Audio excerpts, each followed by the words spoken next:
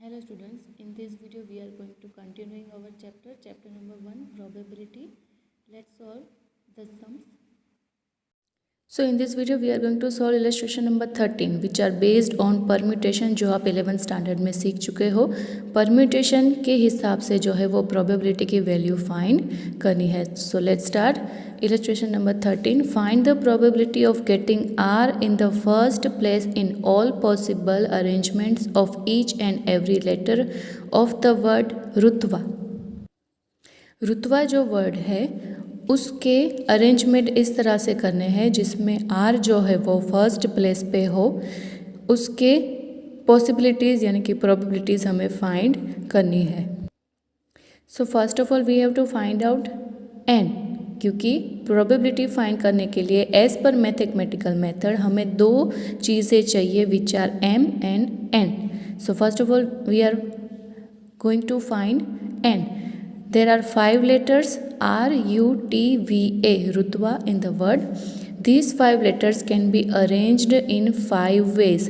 अब total permutation यानी कि उसकी अरेंजमेंट किस तरह से होगी, टोटल उसकी कितनी वेज में अरेंजमेंट होगी वो फाइंड किस तरह से करनी है. 5p5 परम्यूटेशन में आप लोग सीख चुके हो, right. So it is also known as 5 factorial is equals to 5 into 4 into 3 into 2 into 1 is equals to 120. So different 120 different ways में हम इस वर्ड के 5 लेटर्स को अलग अलग तरह से अरेंज कर सकते हैं. सो यहाँ पे n is equals to 120 total arrangements of the given word. उसके जो 5 लेटर है उसको 5p5 के हिसाब से 120 डिफरेंट वेज में उसको अरेंज कर सकते हैं. So total number of outcome n is equals to 120. अब n हमें मिल गया. Now we have to find out m. अब m किस तरह से फाइंड करेंगे. देखो यहाँ पे 5 प्लेस हैं 1 2 3 4 एंड 5.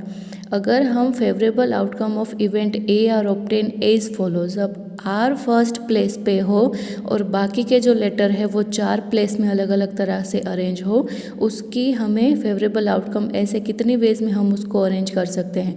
तो उसको हम बोलेंगे फेवरेबल आउटकम. अब जैसा कि बोला गया है कि R in the first place, so हम फर्स्ट प्लेस में आर को कर देते हैं फिक्स. अब फर्स्ट प्लेस और आर मीन्स लेटर कितने अरेंज करने हैं 1. So here 1 place and 1 letter. So इसकी जो परम्यूटेशन है वो होगी 1p1. क्लियर. आर हो गया फिक्स. अब बाकी कितनी प्लेस बची 1 2 3 4 और वर्ड कितने बचे 1 2 3 4. It means that 4 places and 4 letters to be arranged. So इसका टोटल परम्यूटेशन होगा 4p4. अब हमें पता है कि प्रोबेबिलिटी में रूल होता है एंड मीन्स मल्टीप्लिकेशन एंड और मीन्स प्लस की साइन. तो यहाँ पे R in the first place and other 4 letters in the remaining places. So here m is equals to 1p1 into 4p4. इसको हम इस तरह से अरेंज कर सकते हैं. So r can be arranged in the first place in 1p1 ways and the remaining 4 letters u, t, v, a in the rest of the 4 places can be arranged in 4p4 ways. According to the fundamental of principle of multiplication, there will be 1p1 into 4p4 arrangement of getting r in the first place. Hence, the number of favorable outcomes for event A will be m is equals to 1p1 into 4p4. So 1 factorial into 4 factorial. So 1 into 24 is equals to 24. 4 into 3 into 2 into 1 is equals to 24. So here n is equals to 120. m is equals to 24. So probability of event A, PA is equals to m upon n, 24 upon 120, 1 by 5. So the required probability is 1 by 5. Clear है. अगर permutation का जो सम है total, first of all total permutation find करना है, उसको हम denote करेंगे n. फिर m यानी कि जो हमें कंडीशन दी गई है उस हिसाब से उसका अरेंजमेंट किस तरह से हो सकता है उसको हम डिनोट करेंगे विथ m और then m upon n. Clear. तो ये था इलस्ट्रेशन नंबर 13. नेक्स्ट इलस्ट्रेशन हम सॉल्व कर रहे हैं वो है illustration number 14। 4 male employees and 2 female employees working in a government department are sent one by one in turns to the training center for training. Find the probability that the 2 female employees go successively for the training. Successively यानी कि 1 by 1, एक girl अगर जा रही है female employ तो उसके बाद तुरंत दूसरी फीमेल एम्प्लॉय ही जाएगी। तो यहाँ हमें फाइंड करनी है the probability that 2 female employees go successively for the training. So here total 6 person, 4 males and 2 females can be sent for training at the training center 1 by 1 in 6P6 यानी कि इसका arrangement total किस तरह से हो सकता है। 6 person है और 6 जो है 6 person को ट्रेनिंग देनी है, तो यहाँ पे 6P6 टोटल परम्यूटेशन फाइन होगा which means 6 factorial is equals to 720 ways. 720 is n is equals to 720 यानी कि यहाँ पे जितने एम्प्लॉयज़ हैं उसको अगर अरेंज करना है तो टोटल उसकी अरेंजमेंट होगी 720 वेज में। So here n is equals to 720। Now event of 2 female employees go successively for a training is equals to a। यहाँ पे a हम डिनोट करेंगे कि 2 जो फीमेल एम्प्लॉयज़ है वो गो सक्सेसिवली फॉर ट्रेनिंग, दोनों जो है वो एक के बाद एक जो है वो ट्रेनिंग लेने जाएगी। So the favourable outcomes of event A can be obtain as follows. यहाँ पे 4 मेल एम्प्लॉयज़ हैं और 2 फीमेल एम्प्लॉयज़ है। अब ये दोनों साथ में यानी कि 1 by 1 सिमल्टेनियसली अगर जा रही है ट्रेनिंग में तो दोनों को एक ग्रुप में डाल देना है, क्योंकि अगर एक फीमेल एम्प्लॉय पहले गई ट्रेनिंग के लिए तो दूसरी उसके बाद ही जाने वाली है। तो यहाँ पे इन दोनों का जो सीक्वेंस है वो एक सीक्वेंस सिलेक्ट करने के ऊपर आधारित है, यानी कि एक जा रही है तो उसके बाद तुरंत दूसरी भी जाएगी। तो यहाँ पे इसको हम एक ग्रुप में बना देते हैं। अब इसका जो परम्यूटेशन है ना वो किस तरह से होगा, 2 प्लेसेस है यानी कि 2 जो जन को ट्रेनिंग में जाना है और गर्ल्स भी कौन है, 2 गर्ल्स है। तो ये फर्स्ट गर्ल पहले जाए तो उसके बाद ये जाएगी, या तो फिर सेकंड गर्ल पहले जाए तो उसके बाद फर्स्ट गर्ल जाएगी। तो ये दोनों को अपने हिसाब से सीक्वेंस में चेंजेस कर सकते हैं। तो इसका परम्यूटेशन होगा 2P2 यानी कि 2 प्लेसेस एंड 2 गर्ल्स। सो इसका परम्यूटेशन होगा 2P2। दोनों में से एक का अगर सीक्वेंस डिसाइड हो चुका है तो दूसरे का डिसाइड करने की ज़रूरत नहीं पड़ेगी, इसलिए इसको हम एक ही काउंट करेंगे। कितने काउंट करेंगे, एक, क्योंकि ये एक ग्रुप बना लिया है तो इसको हम एक काउंट करेंगे। बाकी 2, 3, 4 एंड 5, तो ये 5 का परम्यूटेशन अगर करना है तो होगा 5P5। 5 प्लेसेस 1, 2, 3, 4 एंड 5 एंड 5 जो है वो आदमी employees. So here 5P5 into 2P2, ये दोनों आपस में कोई भी सीक्वेंस डिसाइड कर ले उसका अरेंजमेंट होगा 2P2 और इसको एक ग्रुप में कंसिडर करके एक ही यहाँ पे इनको कैलकुलेट करेंगे। सो 1, 2, 3, 4 and 5, so 5P5। Clear? Considering the 2 female employees going successively for the training as 1 person, total 5 person can be arranged in 5P5 ways and 2 female employees can be arranged among themselves in 2P2 ways in each of these arrangement. So the number favorable outcome of event A is M is equals to 5P5।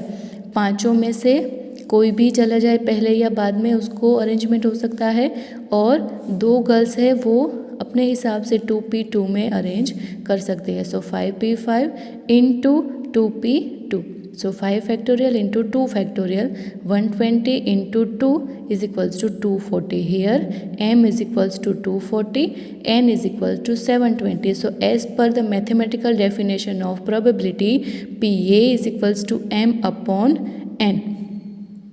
M is 240 upon N is 720. So here the required probability is 1 by 3. Clear? So ये हमने solve किया illustration number 14। जब यहाँ पे एक के बाद एक 1 बाय 1 तुरंत वापस जो है पर्सन जाने वाला है, तो उसको हम 2 नहीं एक ही ग्रुप काउंट करेंगे। दोनों को इंटरनली चेंजेस करनी है, अपनी प्लेस तो कर सकते हैं, लेकिन जब सभी के अरेंजमेंट, सभी के जो चांसेस है, वेज है अरेंजमेंट के, उनमें इन ग्रुप को सिर्फ एक ही काउंट करेंगे। Clear? Next we are going to solve illustration number 15. Find the probability of having 53 Thursday in a leap year.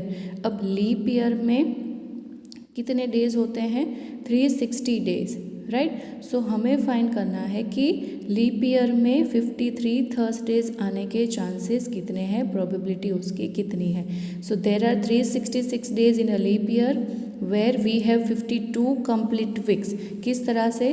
अगर 364 जो होते हैं 52 इंटू 7 यानी कि 52 कंप्लीट वीक्स होते हैं, किसमें? लीप ईयर में। क्योंकि लीप ईयर में जो है वो 366 डेज होते हैं, तो 52 कंप्लीट वीक्स होती है, यानी कि 52 into 7 is equals to 364 days and 2 additional days. यहाँ पे 2 एडिशनल डे बच जाते हैं। कंप्लीट वीक्स जो है वो 52 होते हैं पूरे साल में, और 2 डे जो अब बच गए, each day appears once in each week and thus each day will appear 52 times in 52 weeks. Each day यानी कि मंडे जो है वो 52 वीक्स में एक बार आएगा, ट्यूसडे 52 वीक्स में एक बार आएगा, right. So every week has a day, Monday, Tuesday, Wednesday to Sunday. So यहाँ पे 52 कंप्लीट वीक्स आएंगे, और जैसा कि लीप ईयर में 366 डेज होते हैं, नॉर्मल ईयर में कितने होते हैं? 365। But in a leap year because February में 29 डेज होते हैं, इसलिए लीप ईयर में हो जाएंगे 366 डे। तो यहाँ पे 364 डे होते हैं अगर 52 कंप्लीट वीक्स हो। बाकी के जो 2 दिन बच जाते हैं उसमें जो वीक्स के डे हैं वो रिपीट हो रहे हैं। Now an additional 2 days can be as follow which gives the sample space for this experiment. अब बाकी के जो 2 दिन बच जाते हैं वो कौन कौन से 2 दिन हो सकते हैं? या तो इसको बोलेंगे हम सैम्पल स्पेस यू, या तो वो संडे और मंडे होगा, सीक्वेंस में ही जाएंगे ना, ऐसे तो नहीं हो सकता कि संडे आए और फिर थर्सडे आए, right. So the day will be gone in sequence. So Sunday और Monday, Monday Tuesday, Tuesday Wednesday, Wednesday Thursday, Thursday Friday, Friday Saturday, Saturday and Sunday. इन सारे जो डेज की पेयर है उसमें से कोई भी 2 डे हो सकते हैं। एडिशनल 2 डेज जो बच जाते हैं उसमें से वो या तो संडे और मंडे हो सकते हैं, या मंडे और ट्यूसडे हो सकते हैं, या फिर ट्यूसडे एंड वेडनेसडे, और वेडनेसडे एंड थर्सडे, और Thursday and Friday, Friday and Saturday, and Saturday और संडे। इन जो 7 ऑप्शन है इसमें से कोई भी एक ऑप्शन होगा एडिशनल जो 2 डेज बच जाते हैं उसमें। So sample space u is equals to this. So the number, total number of outcome will be n is equals to 7. यहाँ पे ऐसे 7 अलग अलग आउटकम मिलेंगे जो एडिशनल 2 डे के लिए जो रिक्वायर्ड है वो। सो here n is equals to 7. Now event A is equals to leap year has 53 Thursday. अब यहाँ पे लीप ईयर जो है उसमें 53 थर्सडे आने के जो चांसेस है उसकी प्रोबेबिलिटी हमें फाइंड करनी है। सो ऐसे कौन से 2 ऑप्शन है जिसमें थर्सडे आ रहा है? एक तो ये है वेडनेसडे और थर्सडे, और दूसरा है थर्सडे और फ्राइडे। तो यहाँ पे फेवरेबल आउटकम ये 2 हो जाते हैं। 2 favourable outcomes for 53 Thursday in a leap year. इस इवेंट के लिए उसके फेवरेबल आउटकम्स कितने हैं? तो वेडनेसडे और थर्सडे आएगा तो भी 53 थर्सडे हो जाएंगे, और थर्सडे और फ्राइडे आएगा अगर 2 एडिशनल डे में तो भी 53 थर्सडे लीप ईयर में हो जाएंगे। So here m is equals to 2, n is equals to 7। Total favourable outcomes for additional 2 days is known as sample space u, and option which are relate for the required probability is known as m is equals to 2. So the required probability is probability of event A is PA is equals to m upon n. m is 2 and n is 7. So the required probability is 2 by 7. This is the answer of illustration number 15. Screen पे जो questions दिख रहे हैं वो home assignment के आपको अपनी state की नोटबुक में सॉल्व करने हैं। जैसे हमने सॉल्व किए वैसे ही है।